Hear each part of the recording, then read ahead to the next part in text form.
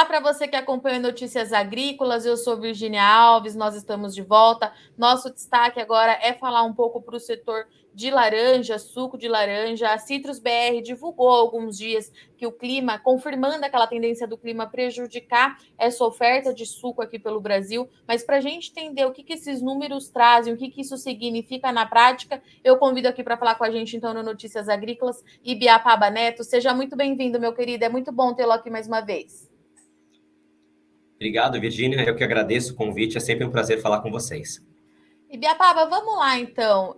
Vocês divulgaram esse relatório há alguns dias. Eu quero entender do que se trata quando a gente fala em uma redução de 25% em relação ao período anterior e como é que você está avaliando isso. Se é uma coisa que você realmente já esperava, acompanhando aí o desenvolvimento da safra, ou se esse número te chamou a atenção de alguma forma.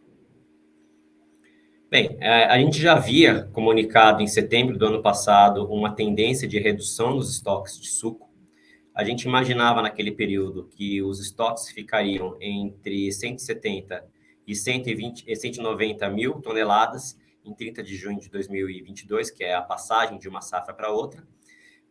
Mas, no final das contas, por conta de todos esses aspectos que você trouxe, principalmente os efeitos do clima, o que inclui uma seca sem precedentes no período, aliada a alguns eventos de geada, isso fez com que os estoques ficassem mais baixos ainda. Então, a gente tem sim essa redução de 25% quando a gente olha em 31 de dezembro de 2021 comparado com o do ano anterior, e a tendência, quando a gente olha para os estoques de 30 de junho de 2022, ou seja, daqui a alguns meses, a gente imagina que isso deve ficar aí ao redor entre 115 e 135 mil toneladas, ou seja, é uma baixa realmente expressiva até em relação ao que a gente previa anteriormente. E Ibiapaba, a gente sabe que das condições climáticas, né? A Fundecitrus também, ela mantém a safra com uma quebra bastante significativa, uma queda aí de pelo menos 30 milhões de caixas. Como é que a gente espera uma recomposição desses estoques? Estou te perguntando isso porque a gente vem recebendo alguns relatos de produtores que voltou a chover e tudo mais. Eu queria saber, no seu acompanhamento aí com a Citrus BR, há um cenário mais positivo para esse próximo ciclo ou a gente ainda fica com aquela condição meio de incerteza que a gente vem observando aí nesses últimos meses? Bem, clima é sempre um exercício de futurologia, né? A gente nunca sabe exatamente o que vai acontecer com o clima. O que a gente já sabe? A gente já sabe que a safra 2022-2023 começou muito bem. Começou com um bom período de chuvas, as frutas têm se desenvolvido bem, o que a gente tem visto no campo é um bom desenvolvimento dessa safra.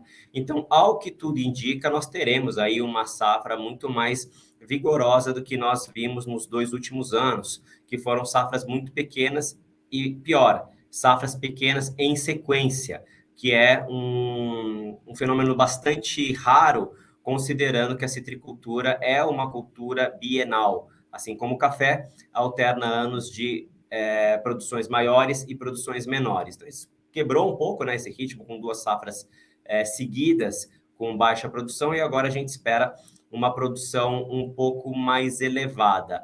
Quanto que vai ser essa produção? A gente não sabe ainda, tem que esperar o Fundecitrus fazer a estimativa em maio, mas a gente já sabe que ela é uma safra muito mais confortável do que foi esta passada.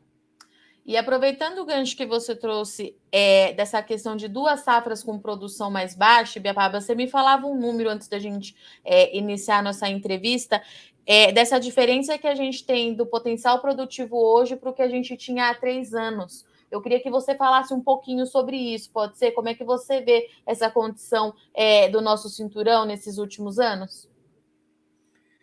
Bem, o que a gente viu, né, de interessante que está bem reportado aí inclusive pelo Fundecitrus aí nos trabalhos que eles fazem de recenseamento do cinturão citrícola.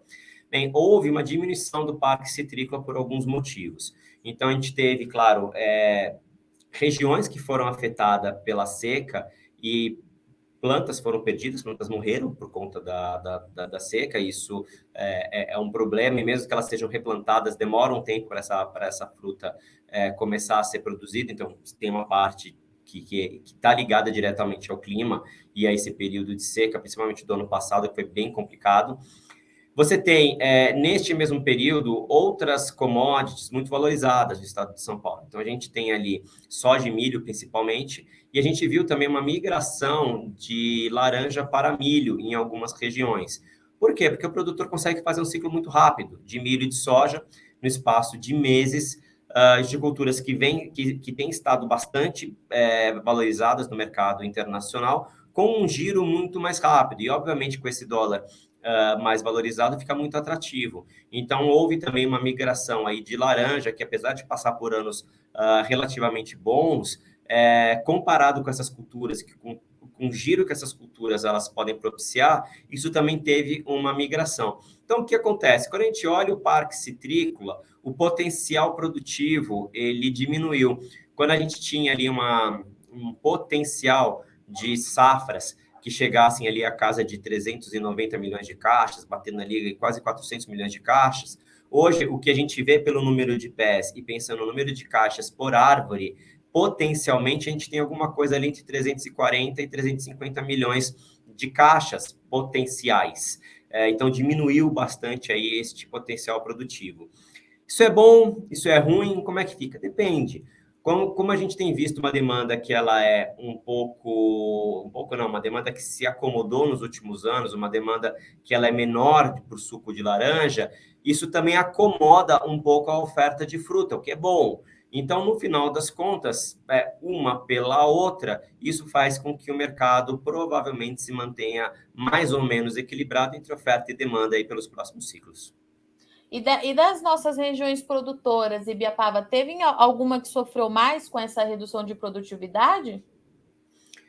Olha, quando a gente fala da seca, a região norte e noroeste do estado passaram por alguns apuros. A gente conseguiu ver algumas regiões, né? Algumas regiões ali ficaram num clima quase de desertificação. Em alguns casos mais extremos, Virginia, o que a gente viu? Regiões que tinham uma boa infraestrutura de irrigação e que não serviu para absolutamente nada, porque não tinha mais nem água no aquífero. Tão séria que foi a seca. Então, essas regiões que foram mais afetadas provavelmente terão ali mais dificuldade para recompor o seu pomar, vão ter que esperar um tempo. Tem toda uma infraestrutura de irrigação, de equipamentos que está voltada para a laranja. Então, uma boa parte dessa turma deve seguir, mas uma parte, como eu falei, também pode ter optado por mudar de cultura até para mitigar risco.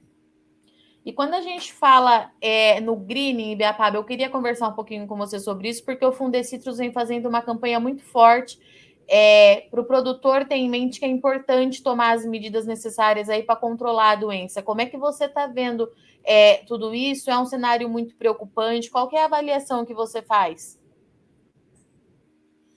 Bem, o Fundecitrus conduz com muito cuidado e muita competência, tanto a parte de pesquisas de combate ao greening, como essa questão do acompanhamento da doença. E a campanha do Fundecitrus está no tom correto. O greening realmente não é brincadeira.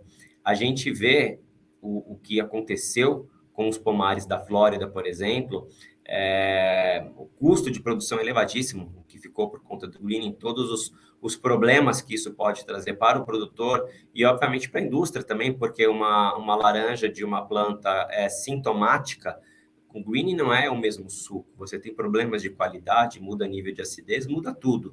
Então, não é o futuro que nem a indústria, que nem os produtores, com certeza, querem para a citricultura brasileira e para a cadeia de suco de laranja como um todo. Então, a campanha é muito acertada. A gente precisa falar sobre greening com a sobriedade necessária para que as medidas aí de mitigação e controle consigam surtir efeito ao longo dos próximos anos. Até hoje, o Brasil é o único país, e o Fundecitrus vocaliza muito bem isso, que conseguiu, de certa maneira, controlar um pouco essa doença que é terrível, mas não significa que o jogo está ganho, não significa que a gente não tenha muito por fazer. Então, acho que é muito acertada, bem-vinda a campanha do Fundecitrus, e a gente aqui da Citrus BR apoia integralmente este posicionamento tão importante para o setor. E falando um pouquinho nos outros países, a gente sempre encerra a sua participação aqui no Notícias Agrícolas. Eu te pergunto isso, né, Ibiapaba? O que a gente precisa ficar de olho nos outros países produtores de laranja. Da última vez, você destacou para a gente aqui o México, que tem feito um trabalho muito bacana por lá. Continua sendo o México que a gente precisa prestar atenção. O que você traz para a gente hoje? Virgínia, hoje a gente tem um cenário aí de uma oferta muito apertada de suco. Então, como laranja não é uma cultura que você faz do dia para a noite, vai ficar apertado mesmo o mercado. Mas a gente continua destacando, sim, o México como um potencial concorrente aí do Brasil. No mercado americano, principalmente, eles têm feito um bom trabalho, favorecidos ali pelo acordo, o Acordo de Livre Comércio da América do Norte, né, a NAFTA, que mudou de nome recentemente, e que dá para o México uma vantagem competitiva muito grande. Eles são isentos de uma tarifa, principalmente para o suco concentrado, de $415,86 por tonelada, e quando a gente coloca ali todos os custos de desembaraço, frete, transporte, que a gente tem no meio do caminho, o suco mexicano ele pode chegar a ficar com uma vantagem competitiva de quase $600 por tonelada em relação ao suco brasileiro, o que é uma distância muito grande. Então, sim, continuamos de olho no trabalho feito pelo México. Isso coloca pressão nas autoridades brasileiras, porque alguns dos acordos que foram feitos pelo México são possíveis de serem alcançados pela diplomacia brasileira, e esse é o trabalho da Citrus BR. A gente está em contato com o governo brasileiro, pressionando, levando informação para que a gente tenha as tarifas mais favoráveis para o nosso setor e a gente possa continuar num bom ambiente de negócios. Perfeito. Ibiapaba, obrigada, viu? Mais uma vez pela sua disponibilidade da Citrus BR e vir até aqui o Notícias Agrícolas. Te espero mais vezes, é sempre muito importante ter o seu posicionamento para a gente entender aí como está andando o setor. Muito obrigada. Eu que agradeço, Virginia, a gente está sempre à disposição. Notícias Agrícolas é, sem sombra de dúvida, uma referência na comunicação com o produtor e as portas aqui estão sempre abertas para vocês. Até a próxima. Até mais. Portanto, então, nós conversamos agora com Ibiapaba Neto, que trouxe para a gente esse novo levantamento da Citrus BR, fazendo, então, se consolidando, né, o que já era previsto, uma redução na oferta de suco de laranja, mais uma resposta aí do clima para o setor citrícola aqui do Brasil, né? A Fundecitrus confirmou também há pouco tempo que a safra deve ter, de fato, aí pelo menos 30 milhões de caixa a menos. Isso corresponde, então, a 25% a menos de suco de laranja. O Ibiapaba esteve aqui com a gente, então, para contar um pouquinho como é que deve funcionar daqui para frente. Por outro lado, ele disse que com essa redução o mercado deve encontrar um equilíbrio entre oferta e demanda, mas é claro que tudo isso a gente precisa continuar acompanhando no longo prazo para ver se é isso mesmo. E o Ibiapaba também reforçou aqui o que a gente vem falando muito no Notícias Agrícolas, a questão do greening. Produtor de laranja, seja de São Paulo, seja de Minas Gerais, precisa estar atento, precisa fazer os tratos culturais que é divulgado, que é necessário. A Fundecitrus vem fazendo um papel muito forte, uma campanha forte em cima disso, para que a gente continue aí sendo referência quando a gente fala em produção de laranja. Bom, eu agradeço muito sua audiência e companhia, mas não sai daí, nossa programação, ela continua e já já a gente está de volta.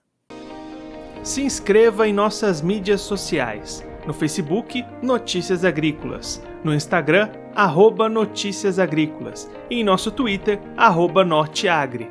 E para não perder nenhum vídeo, não se esqueça de nos acompanhar no YouTube e na Twitch, Notícias Agrícolas Oficial.